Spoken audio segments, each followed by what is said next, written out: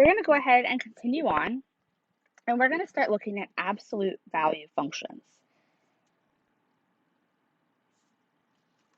So we have quite a few objectives in this lesson, but they are smaller content areas.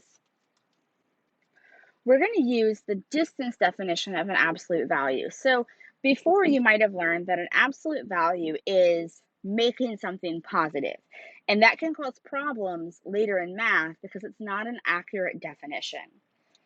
When we look at absolute value, it represents the distance from that number to 0 on the number line. And because distance cannot be negative, so I can't travel negative 20 miles in my car, my odometer only goes up with positive numbers because of that. So when I look at the distance from -4 to 0, the distance is 4 units. So you're not making a negative number positive. You're describing the distance. So that helps when we start solving equations with an inequality because it helps our understanding of what it's going to look like. When we have an equation with an inequality, we split it into a compound equation where the inside of the inequality equals the given number, or the inside of the inequality equals the opposite of the given number. So we're going to have two number solutions. If I'm doing an inequality, it's going to become an or inequality. So I'm not looking for the solution. I'm combining both sets. So I'm not looking for an overlap because it's an or, not an and. Review the previous compound inequality lecture for help with that. If I wanted to solve a less than, so this is for a greater than, if I want to solve a less than absolute value inequality, that becomes an and. Now there's two different ways you can do this. You can break it out into two inequalities with the and between it, but it's actually easier to put the opposite here, the negative number here, and the positive number here, and you'll see why when we start working these problems. So while you break it into two if it's a greater than inequality, see how this is greater than right here? When it's less than, it's just easier to show it this way. So let's look at actually starting to solve them when there's an equal sign. Because it's referring to a distance, an absolute value equation will have two parts. So we look at our absolute value, we see it's equal to 11. To drop those absolute value bars, we're going to make a compound equation of the actual statement on the left, or we're going to give the opposite on the right. Then we're going to solve it like a normal equation. So it's like solving two separate equations independently, and you get two answers. So we can check the answers by plugging them into the original equation, and they work. So I have x equals -7/3, 5, meaning that x could be -7/3 or it could be 5. Now the convention is to write the smallest number first. It has nothing to do with which equation is on the left or the right, but we do need to make sure we put them in order when we're entering them into the lab. Now let's look at the inequalities. This is a greater than inequality. So first thing is I'm identifying it has an absolute value and it's a greater than. So I'm going to break it into an or statement because that's what you do with greater than inequalities. Then I'm going to solve them independently. There's really nothing different here. We're following the same steps, and then we're going to choose a test point in each interval, or we could actually sketch the graph. So for me, I actually sketched the graph. This is what the graph looks like. So I have a bracket because of the equal to. Greater than 5 would go to infinity. Less than -7/3 would go to negative infinity. So it's an or, which means both solution sets. I'm not looking for the overlap. I'm giving both solution sets, and I want to go from least to greatest. So negative infinity to -7/3 comes first, and 5 to infinity comes second. Again, nothing to do with left or right.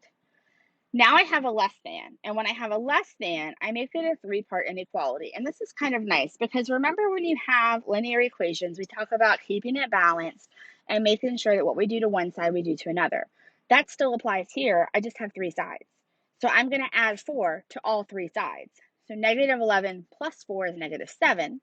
3x minus 4 plus 4 makes those 4's cancel out. And 11 plus 4 is 15. Now I need to get that x alone. So I'm going to divide all of my sides by 3. And when I divide all three sides by 3, I get -7/3, and I get 15 divided by 3, which is 5.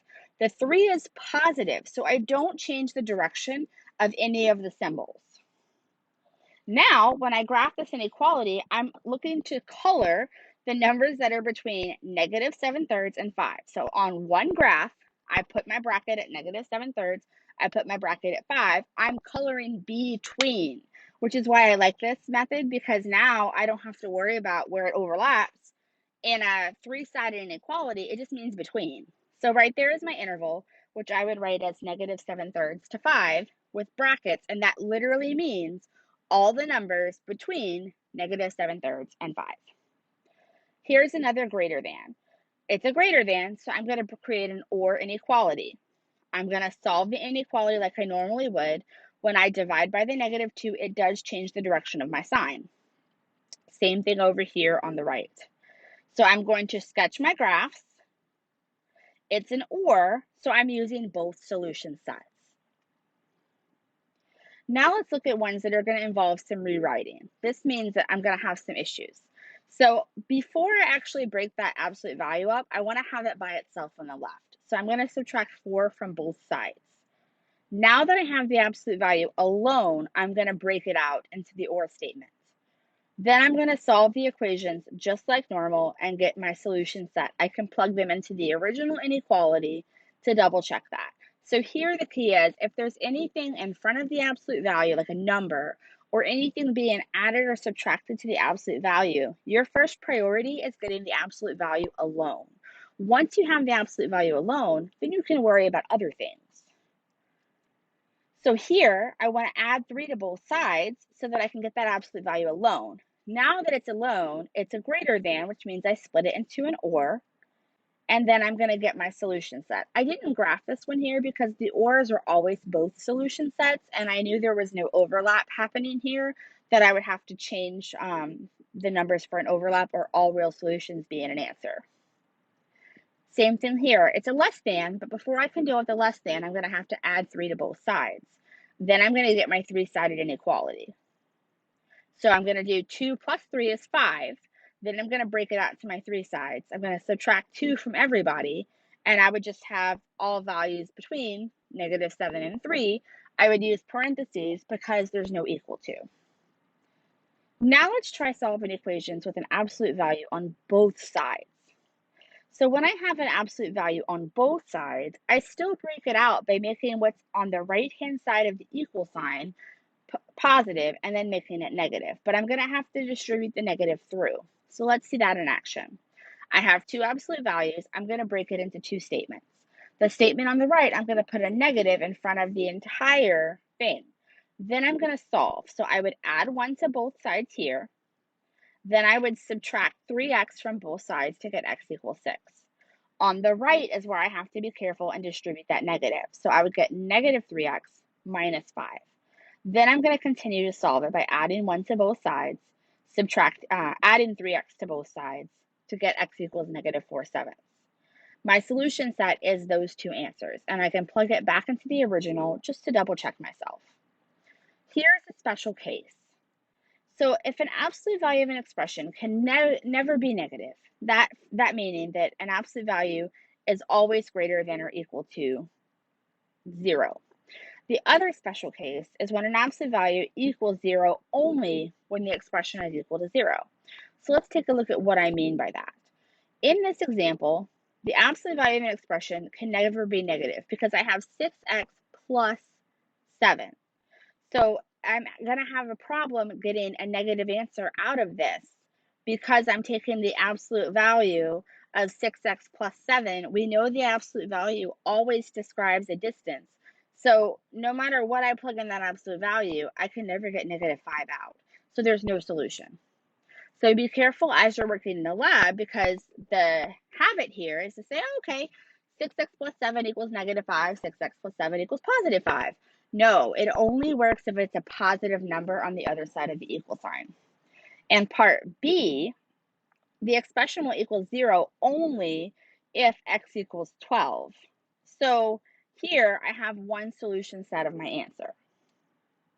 Even though I'm going to break it into 2, here's the thing. When you break that into 2, you can't have 0 and -0. So when it equals 0, you don't need to worry about breaking it out, which is kind of common sense, right? You probably would get there and go, oh, well, I can't make 0 and -0. So it's a special case only because there's one answer, and we don't want you to get thrown off by, oh, there has to be two answers because it's an absolute value. It doesn't if it equals 0, because there is no different solution for, quote, -0, because there is no such thing as -0. Okay, another special case. Absolute value of x is greater than -1. The absolute value of x is always greater than or equal to 0. So my solution set would be all real numbers, because that's always going to be true. Here, I would add 2 to both sides, and I have the absolute value of x minus 10 is less than -1. That can never be true. And it would have to be less than a positive number. So again, I can't get a negative number out of the inequality to get the -1, so there's no solution. Here's another one. I need this to be less than 0, but an absolute value to be less than or equal to 0, it will never be less than 0, right? But it could be equal to 0. So what I can do is I can set x plus 2 equal to 0. And even though it's an inequality, I get one answer, because it's never going to be less than 0 if all I have is the absolute value. If it was, like -3 times the absolute value, we could make it less than 0, because -3 times a positive would be a negative. But I can't do it with what I'm given. Let's look at an application involving relative error. You may or may not see this question in the lab. Absolute value is used to find the relative error or the tolerance in a measurement. The relative error is the subtraction of x sub t minus x over x sub t. Let's see how that looks in an actual problem. Suppose the machine is filling quart orange juice cartons is set for a relative error that's no greater than 0.035. How many ounces may a filled carton contain? So I'm going to set up my inequality. 32 minus x over 32 is less than that. It's a less than, so it's going to become a three-sided inequality. I'm going to multiply everybody by 32. Then I'm going to subtract 32 from everybody and divide by -x. When I divide by the -1, it flips all of my signs so that my filled carton includes all numbers between 30.88 and 33.12 inclusive.